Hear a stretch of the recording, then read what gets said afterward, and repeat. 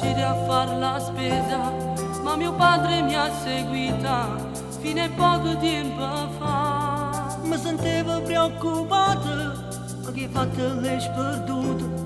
Ogni volta in avventura chi lo vado non va. E baciarti di nascosto Dentro il buio di un portone, in tuo cinema abbracciate, di ultimissima visione.